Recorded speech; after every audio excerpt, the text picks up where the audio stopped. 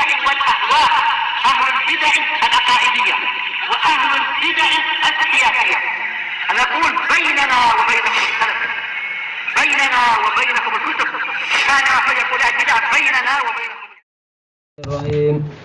Qala al-Imam an-Nawawi rahimahullah al-haditsus salis an Ibni Abbas radhiyallahu anhuma qala Rasulullah sallallahu alaihi wasallam ni'matani maghbunun fihima katsirum minan nas as-sihhatu wal faragh, rawahul Bukhari. Ada dua nikmat yang di situ kebanyakan manusia itu tertipu, yaitu kesehatan dan masa lapang, masa kesempatan. Baik, berarti dari hadis ini kita mendapatkan beberapa faedah bahwasanya hayatun nas mahfufatun bin ni'am, bahwasanya kehidupan manusia itu diliputi dengan kenikmatan dari Allah. Kenikmatan sebelum lahir, kenikmatan sepanjang hidupnya, kenikmatan ketika dia mati, dan seterusnya dan seterusnya. Dan dalam satu saat kenikmatan itu tidak mungkin pula kita hitung. Bagaimana dengan kenikmatan sepanjang umur? Jadi intinya adalah kembali ke firman Allah Ta'ala. Apa itu? Wa in ta'uddu ni'matallahi la tuhsuha innal insana lazalumun kafar. Dan kalau kalian itu menghitung nikmat Allah, niscaya kalian tidak akan mampu menghitungnya. Sesungguhnya manusia itu benar-benar sangat dolim dan sangat ingkar. Sangat dolim karena apa? Kenikmatan itu tidak diletakkan pada tempatnya. Kemudian kafar, sangat kufur. Kenapa? Karena dia jarang untuk mensyukuri Rabbnya sebagaimana mestinya.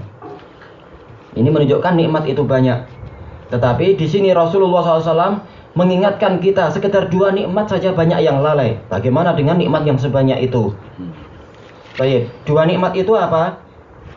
Sebentar sebelum itu, an-nikmah sendiri secara makna artinya adalah al-ata, yaitu pemberian. Itu an-nikmah, pemberian yang tujuannya adalah untuk kebaikan, bukan pemberian yang untuk merusak. Itu pada asalnya. Makanya sebagian ulama membedakan antara apa? An-nikmah wa rizq. Kalau rizq itu adalah atok yang bersifat am. Boleh jadi dia baik, boleh jadi dia jelek, semuanya adalah rizki. Rizki dari yang halal, rizki yang dari haram, semuanya adalah apa? Rizki. Tetapi untuk yang baik itulah yang namanya nikmah. Baik. Yang kemudian dua nikmat itu adalah kesehatan dan masa lapang. Kenapa dikatakan itu adalah nikmat? Karena dengan kesehatan itu orang mampu untuk apa? Beramal soleh. Orang mampu untuk apa? Bercocok tanam, mampu untuk berdagang, mampu untuk sholat sebagaimana yang di derajat yang tertinggi, yaitu sholat sambil berdiri. Kalau sakit mungkin tidak mampu berdiri, dan seterusnya dan seterusnya. Jihad juga perlu kesehatan, haji dan umrah juga perlu kesehatan, dan seterusnya dan seterusnya. Berapa banyak orang yang ketika diajak dengan suatu amalan atau suatu ibadah atau bahkan sekedar suatu pekerjaan, dia beralasan akan kesehatan. Oh, kesehatanku tidak memungkinkan. Ini menunjukkan bahwasanya kesehatan itu adalah nikmat yang sangat besar. Dan juga yang kedua adalah masa lapang atau kesempatan. Ini juga banyak orang yang lalai, menyia-nyiakan kesempatannya. Bahkan sampai mereka istilah, oh pekan ini saya mau menghabiskan waktu di sana. Gimana menghabiskan waktu? Sementara orang aja banyak, orang yang di alam kubur aja sedih dengan apa? Waktu yang tidak cukup. Ini malah pengen menghabiskan waktu istilahnya. Itu sampai istilah menunjukkan apa? Banyak dari mereka tidak tahu untuk apa waktu itu digunakan. Sehingga merasa, oh waktuku masih luang, aku nggak tahu berbuat apa, dan kita habiskan, kita main golf misalkan. Padahal nggak banyak faedahnya juga, nggak membuat orang Israel itu runtuh juga main golf. Beda dengan berkuda misalkan, beda dengan apa? Memanah. Nah, itu lebih faedah dan menambah derajat yang banyak dengan olahraga-olahraga yang disyariatkan itu, atau berenang dan sebagainya. Baik. Manakala kebanyakan manusia itu menyia-nyiakan nikmat tersebut, maka akibatnya mereka menjadi maghbun, yaitu menjadi tertipu. Itulah yang Allah Ta'ala mengatakan apa itu? Dzalika yaumut taghabun. Hari di mana banyak manusia itu merasa tertipu, yaitu di hari kiamat, menyesal akan nikmat-nikmat yang tersia-sia selama ini. Makanya Allah Ta'ala mengatakan tentang orang-orang yang sudah di dalam neraka, wa hum yastarikhuna fiha rabbana akhrijna na'mal shalihan ghairal ladzi kunna na'mal awalam nu'ammirkum ma yatadzakkaru fihi man tadzakkara wa ja'akumun nadhir fadzuqu fama lidh-dhalimina min nasir. Mereka berteriak minta pertolongan di dalam neraka. Mereka mengatakan, wahai Rabb kami, keluarkanlah kami dari sini. Niscaya kami akan beramal soleh yang dulu belum kami kerjakan. Maka Allah menjawab, apakah belum kami itu panjangkan umur kalian dengan waktu yang cukup untuk berpikir bagi orang-orang yang mau berpikir? Maka rasakanlah siksaan itu. Tidaklah orang yang zalim itu mendapatkan penolong. Juga Allah Ta'ala berfirman, Qul ya ibadiyalladzina asrafu ala anfusihim la taqnatu min rahmatillah, innallaha yaghfiru dzunuba jami'a, innahu huwal ghafurur rahim, wa anibu ila rabbikum wa aslimu lah min qabli ayyatiyakumul adzabu tsumma la tunsarun, wattabi'u ahsana ma unzila ilaikum min rabbikum min qabli ayyatiyakumul adzabu baghtatan wa antum la tash'urun, dan seterusnya itu. Ayat-ayat yang sangat menyentuh di akhir-akhir surat Az-Zumar itu. Katakanlah, wahai para hambaku yang melampaui batas terhadap dirinya sendiri, jangan kalian putus asa dari rahmat Allah. Sesungguhnya Allah itu mengampuni semua dosa, dan sesungguhnya Dia itu maha pengampun lagi maha penyayang. Berarti bagaimana kalau kita tidak putus asa? Harus apa? Harus segera menghentikan dari dosa-dosa. Dengan cara apa? Bertaubat, kemudian bersungguh-sungguh dengan melakukan kebalikan dari dosa-dosa tadi. Yang dosanya itu berupa ghibah, maka diisi dengan pujian yang baik. Yang dosanya itu berupa berjudi, maka diisi dengan sedekah yang baik.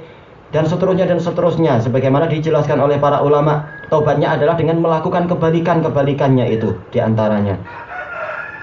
Kemudian Allah Ta'ala mengatakan, wa anibu ila rabbikum wa aslimulah, bersegeralah kalian kembali kepada Rabb kalian. Dengan cara itu tadi, bersegera melaksanakan perintah dan menjauhi larangan, dan tunduklah kalian kepadanya. Beda dengan orang yang mendengar ayat tapi dia tetap apa? Tetap tidak mau taat. Itu namanya bukan wa aslimu, tidak mau merunduk kepada Allah. Sebelum datangnya siksaan dalam keadaan kalian tidak lagi tertolong. Dan ikutilah apa yang diturunkan kepada kalian oleh Rabb kalian sebelum datangnya siksaan secara mendadak dalam keadaan kalian tidak sadar. Antakula nafsu ya hasrata ala ma faratu fi jambillah wa in kuntu laminas sakhirin. Sehingga nanti ada jiwa yang mengatakan, alangkah besarnya duka citaku karena aku menyia-nyiakan hak-hak Allah, dan aku dulu termasuk orang yang mengejek. Berapa banyak orang-orang yang mengejek syariat Allah, mengejek orang yang menegakkan hukum Allah. Bukan hukum Allah berarti harus masuk ke parlemen, bukan itu. Tapi hukum Allah sehari-hari, waktu sholat ya sholat, waktu zakat ya zakat, waktu haji ya haji, waktu nahi mungkar, waktu amar ma'ruf, dan seterusnya. Itu semua adalah hukum Allah. Nah, ini penyesalan itu akan banyak terjadi setelah apa? Setelah mereka mati. Ketika nikmat itu sudah hilang dan kesempatan itu telah sirna. Sebagaimana dijelaskan oleh Ibnul Jauzi rahimahullah, dan di dalam mukhtasarnya oleh Ibnu Qudamah, Mukhtasar Minhajil Qasidin, mengatakan kebanyakan orang mereka baru sadar akan besarnya nikmat ketika nikmat itu hampir hilang. Berapa banyak orang yang disebutkan di situ, dia tidak sadar akan nikmat nafas. Padahal nafas itu setiap menitnya berapa kita dapat nikmat itu. Dia baru sadar betapa berharganya nafas ketika dia tenggelam. Baru dia tahu ternyata nafas itu sangat mahal. Sampai dia hidungnya tertutup, tenggorokannya tertutup, paru-parunya banyak air. Baru dia sadar ternyata selama ini nafas itu adalah nikmat yang sangat mahal. Dan seterusnya. Berarti kesimpulannya apa setelah kita mengetahui hadis ini dan sekelumit tentang kandungannya? Berarti selama kesempatan itu masih ada, maka kita isi dengan amal baik yang sebanyak-banyaknya. Ketika kesehatan itu masih ada, kita isi dengan apa? Dengan amal baik yang sebanyak-banyaknya. Karena Allah Maha baik. Sebelum datangnya apa? Masa sempit, sebelum datangnya masa sakit, dan seterusnya. Kalau sudah masuk ke masa sakit, maka apa? Amal tertutup seringkali. Sebagian amal tertutup. Tapi bagi orang yang masa sehatnya dia itu rajin beribadah, ketika sakit dia akan terus dihitung amalannya itu, ditulis, dia masih terus beramal. Sebagaimana dalam hadis Abi Musa al-Asy'ari yang diriwayatkan oleh Imam Bukhari itu, yang mana Rasulullah SAW mengatakan, idza safarul abdu aw marida kutiba lahu ma kana ya'malu sahihan muqiman. Kalau hamba itu mengadakan perjalanan yang jauh atau dia itu adalah sakit, maka terus dia itu dicatat apa yang biasa dia amalkan ketika dia mukim dan ketika dia itu sehat. Inilah hikmah kita beramal sebelum datangnya apa? Penghalang-penghalang. Ilahuna wallahu ta'ala a'lam.